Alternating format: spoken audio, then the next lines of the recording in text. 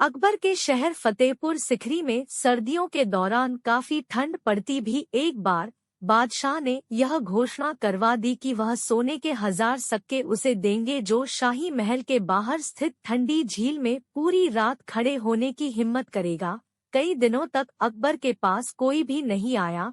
फिर एक दिन एक गरीब ब्राह्मण दरबार में आया। अकबर उस गरीब आदमी को देखकर हैरान रह गया। वह बहुत कमजोर और बीमार था। अकबर ने पूछा, तुम काफी कमजोर और बीमार हो, तुम इस मुश्किल चुनौती को क्यों लेना चाहते हो? ब्राह्मण बोला, मेरे राजा में एक गरीब आदमी हूँ, मेरे छोटे छोटे बच्चे हैं जो भूखे ही मिले पैसों की जरूरत है। अकबर राजी हो गए। ब्राह्मण को 2 पहरेदार झील में लेकर गए। ब्राह्मण ने अपने सारे कपड़े उतारकर जल में प्रवेश किया और पहरेदारों की निगरानी में बर्फ जैसे ठंडे पानी में पूरी रात खड़ा रहा। अगली सुबह पहरेदार ब्राह्मण को दरबार में लेकर गए। अकबर ब्राह्मण की बहादुरी पर हैरान था। उसने परम, तुमने सारी रात रोजे पानी में खड़े रहने के लिए प्रण कैसे किया?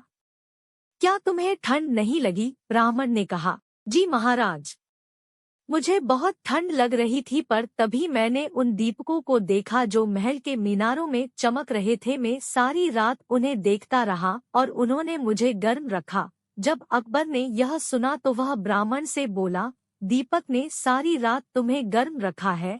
यह तो धोखेबाजी है।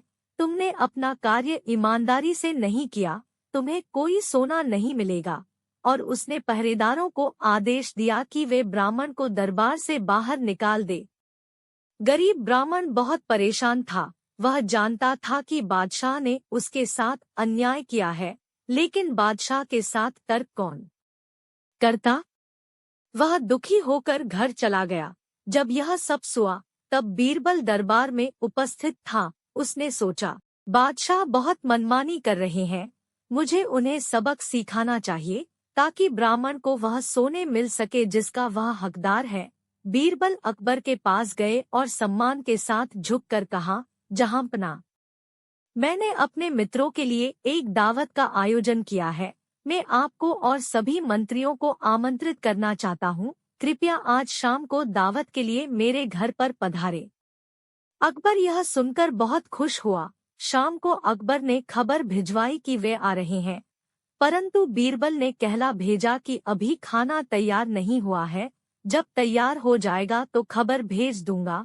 जब बहुत देर तक खबर नहीं आई तो अकबर स्वयं अपने मंत्रियों के साथ बीरबल के घर पहुंच गया। पर जब उन्होंने बीरबल को घर के आंगन में देखा तो वे हैरान रह गए। बीरबल थोड़ी सी आग जलाकर उसके पास बैठा हुआ था, जबकि जो बर्तन आग पर होना चाहिए था वह एक पेड़ की एक शाखा पर ऊंचा लटक रहा था। अकबर ने बीरबल से पूछा, तुम्हें क्या लगता है कि तुम क्या कर रहे हो? बीरबल ने कहा, जिले सुबानी में हम सभी के लिए स्वादिष्ट खिचड़ी बना रहा हूँ। इस बात पर बादशाह जोर से हंसने लगे। उन्होंने कहा, मूर्ख, तुम्हें क्या लगता है आग से गर्मी खिचड़ी तक पहुँच जाएगी? तुमने बर्तन ऊंची शाखा पर रख दिया है। बीरबल ने कहा, महाराज, आग की गर्मी बर्तन तक उसी प्रकार पहुँच जाएगी जिस प्रकार महल के दीपक से गर्मी उस दिन गरीब ब्राह्मण तक पहुंची थी। अकबर ने हंसना बंद कर दिया। उन्हें एहसास हो गया कि बीरबल क्या कहना चाहता है। अगले दिन उन्होंने ब्राह्मण को बुलाया और वादे के अनुसार उसे 1000 सेने के सिक्के दिए। ब्राह्मण ने बादशाह का आभार व्यक्त किया और आशीर्वाद दिया। अकबर ने बीरबल को देखा तो बीरबल मुस्करा दिए। जादू की छड़ी। एक समय मशहूर फतेहपुर सीकरी शहर में एक अमीर तेल का व्यापारी रहता था। उसने अपनी पत्नी को खुश करने के लिए हीरो का एक हार उपहार में दिया। यह हार बहुत ही कीमती था और उस औरत को बहुत पसंद था। वह अक्सर खास कार्यक्रमों में जब उसके दोस्त उससे मिलने आते थे तब इस हार को पहनती थी। इस तरह औरतों की प्रशंसा से यह हार बहुत प्रसिद्ध हो गया। किंतु एक दिन जब वह औरत सुबह सोकर उठी तो उसे वह हार कहीं नहीं मोला। उसने हार को बहुत ढूंढा पर हार कहीं दिखाई नहीं दिया। इस प्रकार उसने यह निष्कर्ष निकाला कि हार चोरी हो गया है। व्यापारी ने सैनिकों को हार को चोरी करने वाले को ढूंढने भेजा। सैनिकों ने चोर की खोज शुरू की, किंतु जिसने भी हार चोरी किया था वह बहुत ज्यादा चालाक था।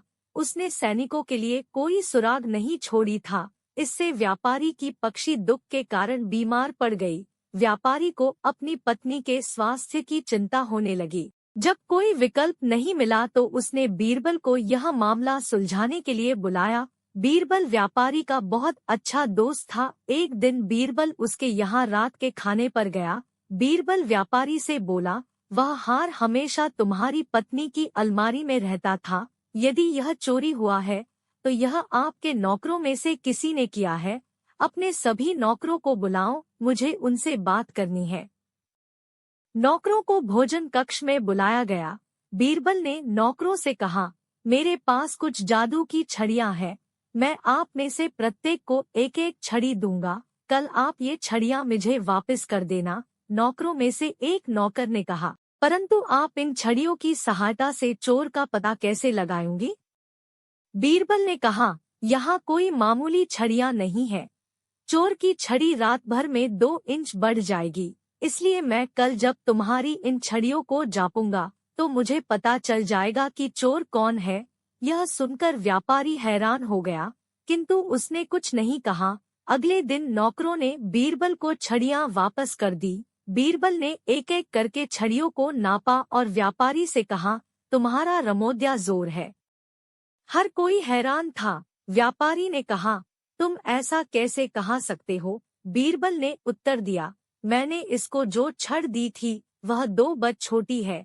इसने सोचा क्योंकि यह चोर है इसलिए इसकी छोड़ी दे इस बढ़ जाएगी, इसलिए इसने इसे 2 इंच काट दिया ताकि एक पकड़ा न जाए। व्यापारी हंसा रसोइये ने हार वापस कर दिया और अपनी नौकरी खो दी। हर किसी ने बीरबल की बुद्धिमानी की